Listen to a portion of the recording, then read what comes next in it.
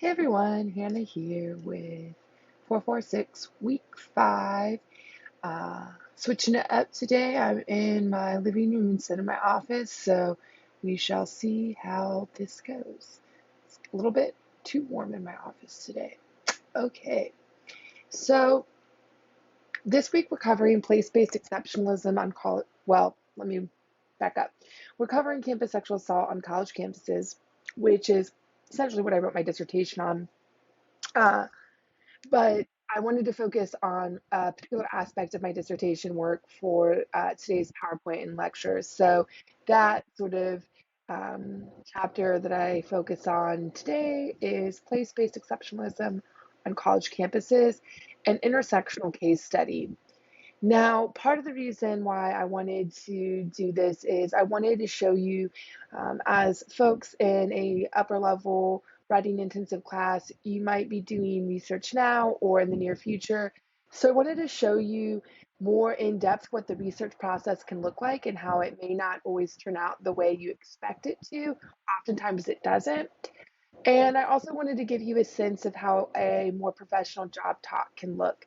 So this PowerPoint slide deviates quite a bit from the weekly PowerPoints I typically give, but that's because this is a professional talk I gave at the University of Maine. All right, so you'll see that the agenda is a little bit different this week. So I'll give an overview of the topic. I'll get into the literature I used to frame my study, my dissertation study. I'll talk about the methods, go over some of the themes, and then I'm going to hone in on one of those themes, which is a phrase I coined during my dissertation work called place-based exceptionalism, followed up by conclusions. And I also have some additional information, especially about the data collection process, that I'll briefly run through. And if you are interested in collecting original data, I believe there are some master's in social work students in the class this semester. So you may be writing a thesis or a Plan B paper. And so that might be something that you want to examine in more detail on your own time. Okay, so like some of the other weeks this semester, there is a content warning just because the topic of gender-based violence oftentimes focuses in on campus sexual assault. And so that can be triggering for some folks. So, as always, if that applies to you, feel free to stop the lecture at any point. Just communicate with me on an individual basis that you did that so I understand when I'm going through your weekly assignments why maybe you chose not to focus on the lecture and PowerPoint slides as much as the readings for this week. Okay, so to sort of contextualize the study, I was collecting data during what we would refer to as Obama era investigations. So during Obama's administration, college students across the country led a grassroots effort to hold their administrators accountable for different types of gender-based violence that they were finding was happening on their campuses, but essentially being swept under the rug by administrators. And so they did their own research to find different policies related to gender equity and gender discrimination to figure out what policy would sort of stick.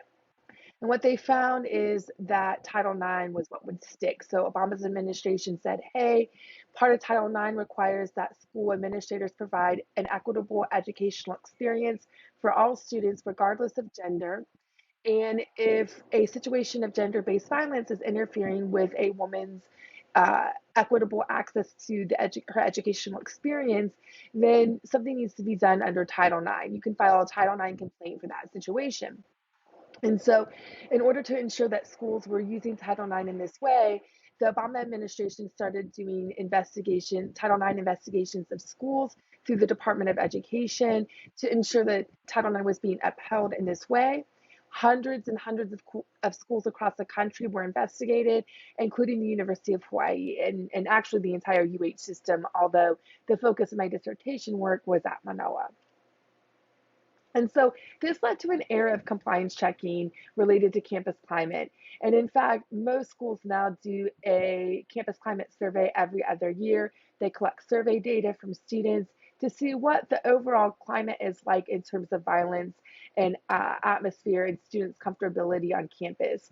And University of Hawaii is one of those schools that does that. I believe there has now been 2 rounds of data collection here So that's over the course of 4 years. And you may have been asked to participate in that data collection process. Perhaps you've discussed those findings in other classes related to statistics, gender-based violence, things like that. However, as we embark on the Trump era, we start to see that Betsy DeVos and his Department of Education wants to dismantle some of the moves that were made under Obama's administration in terms of protecting survivors of sexual assault using Title IX. And so I'll get into more detail about this in a little bit later on, but it's still really ambiguous in terms of what type of dismantling is actually going to get implemented as schools work to interpret some of these changes. And especially since he was only a one-term president at this point in time, it's really unclear what's going to happen with those changes that went into effect toward the end of his administration. And the Biden administration has really not done a whole lot in terms of making that process more transparent. But at the end of the day, all of these things that are contributing to the national conversation around campus sexual assault, it really seems as though the voices of the students who are sort of on the front lines is missing. So we have a lot of powerful politicians and decision makers at play, a lot of policy talk, but we're not really hearing from students who are the ones meant to benefit from policy that's in place to protect survivors. And so that's what I wanted to focus on for my dissertation. I wanted to interview folks who were sort of on the front lines at colleges and universities, but in particular, what are students saying about all this stuff that's happening on a national scale, politically and policy wise? So my research questions were, how does policy meant to protect folks with historically marginalized identities, especially women, female students, impact the campus community? And how does the bureaucratic nature of policy lead to unintended consequences within this context? Now, you'll see that although these were the research questions that influenced and led me to my project, that's not necessarily reflective in the findings and how I organized the findings based off of the interview data I collected with students and employees. However, what did really guide things was students' perspectives. I also was really interested in a particular body of research that had already been published in scholarly journal articles that I referred to as the legal gaze. And then this theory I coined in my dissertation work called place-based exceptionalism, which of course will be the bulk of my talk. In terms of theory, intersectionality was a huge framework for me, which is obviously a connection you can make between my research and what I'm presenting today, and all of the things that we've been working toward throughout this 6-week class. I also look at second order legal consciousness theory, which is a criminological theory that for the purpose of our class, I'm not even going to go over. Now, a note on intersectionality. When I submitted the first substantive chapter of my dissertation to one of my mentors, it was on race, ethnicity, and white supremacy. And I knew when she emailed me back right away that she had not read the chapter. She had only seen the title, and she immediately said, Hannah, you know your dissertation's about gender, right? And I was like, well, yeah, but just read the chapter before you make any snap judgments about whether or not this is going to fit in my dissertation. And so she did go back and read the entire chapter, and she was like, okay, I get it now. And so the moral of this story is that intersectionality matters, and just because you're working on a research project rooted in gender and gender equity issues, it doesn't mean you can't or shouldn't focus on other aspects of identity, including race, ethnicity, and white supremacy, which is precisely what I did in this project. Now, that's not necessarily the focus on the talk I'm giving today, but it is important for the foundational framing of the overall project, which is, of course, rooted in intersectionality. So, for the literature, I focused a lot on research that have been looking at campus climate and gender-based violence on college campuses for decades. And in fact, one of the pivotal pieces that contributed to the literature review I wrote for my dissertation is the piece by Koss and colleagues from 1987 that you all had to read for this week's class. I also looked at the legal gaze, and I'll talk more about that in a second. And then I did some work on campus typology. And in fact, that piece by Koss and colleagues was one of the first, probably the first article that actually broke down issues of gender based violence on college campuses by different types of campuses. And so you'll recall that they look at rates of violence, but of victimology, or sorry, victimization, as well as rates of perps based off of things like geographic location. Was it a private school, public school, 4 year school, 2 year school, things like that. All right, I guess I didn't elaborate too much on the slides. So let's go back to the gender-based violence stuff. So we know from Koss and colleagues all the way back in the late 80s that approximately 1 in 4 to 1 in 5 women will experience rape or attempted rape during their time as college students. And so that's really alarming. And in fact, that has become a pretty mainstream thing. Most people, even though they don't know about that piece by Koss and colleagues or even who Koss is, they actually can cite that. Even a lay audience knows about that. And so that tells you how prevalent this issue is, even within a mainstream society context.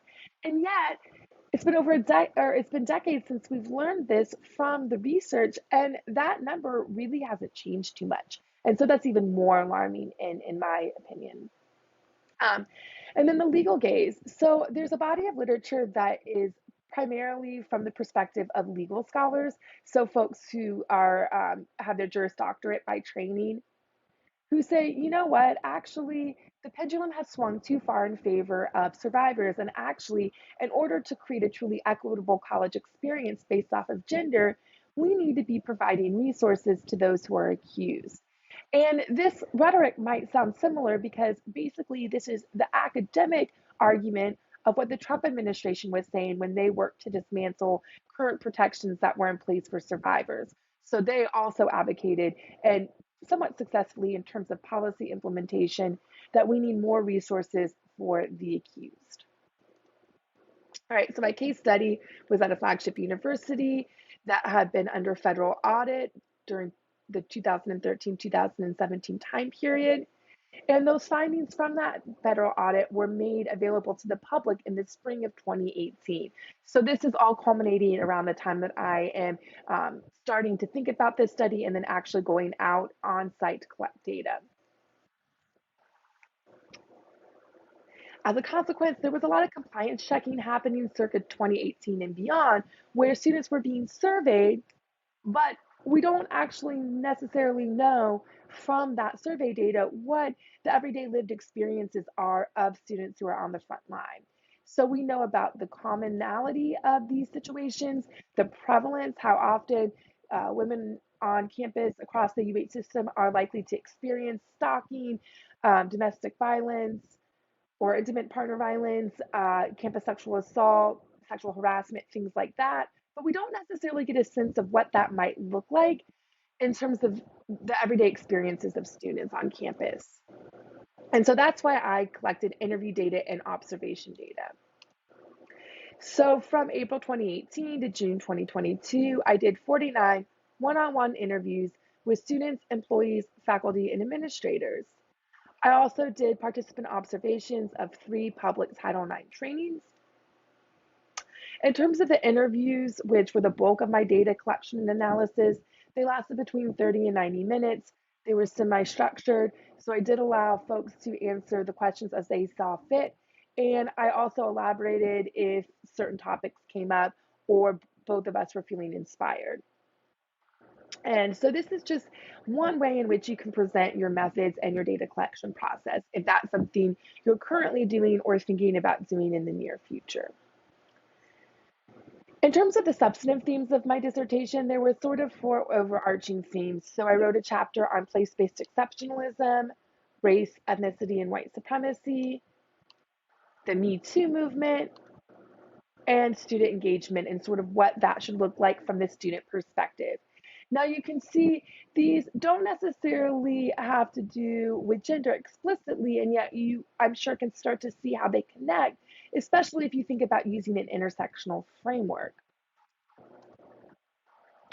Now, like I had mentioned earlier, the bulk of this lecture is going to focus on place-based exceptionalism because this is a theory I coined to describe how folks who are part of the campus community, so both students and employees sort of on the front lines, they need to make sense of this behavior, this problematic behavior that's happening on their campus. And so there are these different ways in which they make themselves feel as though their school, their space is somehow better, more exceptional, if you will, than other schools and other communities and spaces that might be experiencing similar issues with campus sexual assault. And so I broke it down into a few different types of place based exceptionalism: geographic exceptionalism, comparing to other schools, and then doing this thing where they're saying, okay, yeah, we know that there are problems at our school, and maybe it's not so great, but it's not so bad, and here's why. And I should also say that when I was going into this project before I started collecting data and I was sifting through the literature, the previous literature, and thinking about the framing, the research questions I had, interview questions I wanted to ask, one of the things I sort of hypothesized was that, okay, certainly people will know that there are some problematic things happening on their campus in terms of violence, and even probably specifically related to campus sexual assault. But they're either going to say that they feel unsafe because of these issues if they know about high profile specific incidents of violence on campus, or alternatively, if they haven't heard about specific, especially high profile situations of violence, that's when they'll think their school is safer than other schools. But in fact, pretty much everyone thought their school was safer than other schools and other spaces. And it was just the reality of this justification process, this place based exceptionalism. And so geography place-based exceptionalism looks something like this. I feel like that feeling safer might also come with just like being in our state in general. I mean, personally, since I've come here, I feel a lot safer as far as like being shot at or stabbed or something like that. Not just because there are not a lot of guns here compared to being in Georgia. And so you can see how this participant, who's a student, is comparing their experiences with violence here in our state versus in Georgia and how they feel safer. Another participant said, the only reason I wouldn't feel as safe is if I saw someone and I got a vibe that they were sketchy, which isn't often being it's our state. But like every once in a while, I've gone out with my friends and it was like at a club or whatever. But it's like if I don't like the vibe of someone, I'm not going to go with them anywhere. And so, again, it's this idea that somehow something about the state and the geography here makes campus safer than other places. In terms of comparing to other schools, one participant and I had the following conversation. So I said, you mentioned having visited friends on other college campuses. Would you also feel safe walking alone at night on some of those other campuses? And so the participant said, my friend actually got assaulted walking alone at her campus. She went on to say, I feel like here people are, I don't know, just like more welcoming. And I don't know how to say it. Like at other schools, people are kind of stuck in their ways. People who come here were more open minded, I guess. Similarly, another participant said, and again, a student, a male student here, some of the other schools I visited, the people all seem pretty introverted, I guess. Like they just walk to wherever. And a lot of people walk on their own. So really, it's more of a, it's more of an introverted environment to me rather than our university where everyone's really talkative and they're all nice. They try to get along. And so, again, there's something about this school that they're at where even when bad things are happening, even things that are bad in relation to gender based violence, somehow this school here is more safe than others. All right, and then here's this but step. So our school's not so great, but there's something else, some sort of justifiable reason why folks are still going to feel safer in this environment here on our campus. So this administrator said, so I think that's really a matter of personal perception. I mean, I'm a white male. I am tall. I've never had that fear looking down the road at night. I don't have to think about things that I think my female counterparts deal with. And so it's hard for me to really say that with any degree of certainty. I know I feel safe on campus, but I also have, I would argue, male privilege. I think that I feel safe in most places because I'm a bigger guy. And so here he's saying, well, yeah, definitely I feel safer. And, I know our school's not that great, but probably everyone within my campus community, including my female counterparts, still feel safer here compared to other schools. And then finally, another participant said, it gets really quiet here. It's very different from other college towns. Maybe like at night where like it's super quiet in certain areas. So I can see how that can be a little intimidating, but I feel like once you get familiar with the community, it could feel safer. So they're acknowledging that there are some things that might make people feel a little unsafe, and so that's not so great. And yet, once you get used to the campus here, you're going to feel safer on this campus and within this community compared to folks at other schools. Okay, and so one thing that I want to point out is that within the psychology literature, there is a researcher named Kahn, and he looks at how individual survivors do something similar. As a coping mechanism when they've experienced sexual assault or attempted sexual assault, they will not identify their experience as such. However, if you present them with a vignette of essentially the exact same thing happening to somebody else, they can properly identify it as sexual assault or attempted sexual assault. And so it's this way of coping with what they've experienced. I argue this is happening at the community level where members of the campus community are saying, well, okay, yeah, these bad things, when they happen on other college campuses and within other campus communities, it's really, really bad and folks need to be really worried. But when those things happen in our space and our campus community, for a variety of reasons, a variety of different types of justification processes, folks within the community somehow feel safer, like these bad things are not quite as bad compared to other situations.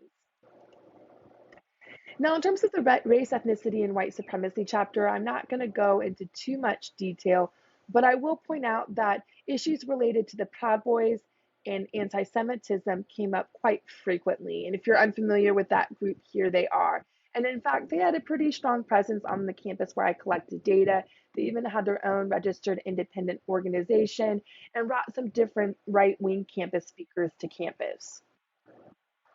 And so folks talked about how Title IX policy, which is explicitly a policy meant to protect folks from gender discrimination and no other forms of isms, often evoked race too. And so there was a certain level of confusion as to whether or not that policy officially protected students from anti Semitism, racism, and these other forms of isms. And then, of course, when I asked questions about gender related issues, inevitably topics surrounding anti-Semitism and the Proud Boys and racism also came up. And so I argue in this chapter that you can't talk about one ism, you can't talk about sexism without talking about these other issues. Because even if participants don't necessarily have the language of calling their experiences intersectional, folks who are on the front lines of these issues know that you can't talk about one ism without also talking about others. And so here's some data, some quotations related to the race, ethnicity, and white supremacy chapter, which again, you can read on your own time. I'm not going to elaborate on that. Folks also discussed the Me Too movement quite a bit, even though that wasn't necessarily something that I brought up in the interview protocol. And so if you'd like to read more about that, you can do so again on your own time. And then finally, the last substantive chapter focused on different aspects of student engagement. So the point of view of students and what they thought about current gender-based violence training on campus, and then some of the ideas that they suggested in terms of improving current training. And so again, you can read that on your own time. Overall, the conclusions from my dissertation work is that the existing frameworks we have regarding how to make sense of gender-based violence on college campus doesn't really fit. Policy doesn't really fit real life. It's not siloed, right? It's intersectional. And so as we work to improve policy meant to protect historically marginalized groups, like men, like women, but also like Native Hawaiians and other students of color. We really need to take that intersectional framework into consideration for policy purposes. We know campus coping policies are happening not only on the individual level, which is what previous literature has suggested, but also at the campus community level. And I refer to this process as place-based exceptionalism. And of course, geography, other schools, and this but stuff matter when we think about framing different types of place-based exceptionalism. I also realized that you cannot talk about what's happening on a specific campus without also talking about the national discourse. So, thinking about the national discourse in terms of the Me Too movement and social media, as well as groups that have a national presence, such as the Proud Boys, because in fact, they also have a local presence on individual campus communities. And then finally, students and employees who are on the front line really advocate for better training when it comes to training related to campus sexual assault and gender-based violence more broadly. And folks really want a proactive approach versus a reactive approach. And so that just means rather than being reactive, operating under the assumption that gender-based violence is always going to occur on college campuses, we need to humanize the experiences of people who have gone through these different situations and be proactive, eliminating rape culture and gender-based violence on college campuses so that we truly believe as members of the campus community that even one incident of gender-based violence is too much. And so how do we get to that place? Well, perhaps taking theory and turning it into practice or turning it into something physical you can actually do is a solution. And that's sort of a sneak peek to what we'll be covering next week, week 6, where we'll be focusing on theory and praxis. This isn't really super relevant to our class, but whenever you're presenting original data, you should always end by telling your audience the different types of research you want to pursue in the future potentially based off of the findings that you've had.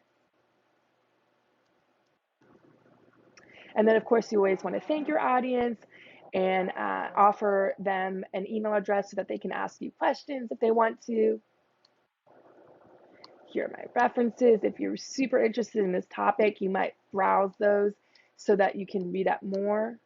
If you are doing your final paper, that literature review on something related to gender-based violence on college campuses, and you're struggling to get your outside sources for that assignment, you might peruse this. That was peruse and browse together. I'm sorry. And then if you're interested in looking at additional data, I have that. I also have a breakdown of the demographics, so the employee and student demographics as far as who I interviewed, what their demographic breakdown was like. And that is it. So I hope you enjoy learning a little bit more about my research. I hope that the other material that you had for this week gives you a basic foundational understanding of the issues surrounding gender-based violence on college campus and campus sexual assault. And then my work serves to supplement that by showing you, okay, here's a more intersectional way of thinking about these issues. Finally, just as a reminder, your final paper is due next week. So if you haven't already started working on that, you should be.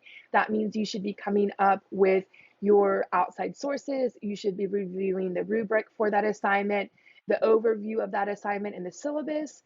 And there's also a link on the resources tab and I believe in one of the weekly pages covering what a literature review should look like in terms of the American Sociological Association's guidelines and things like that.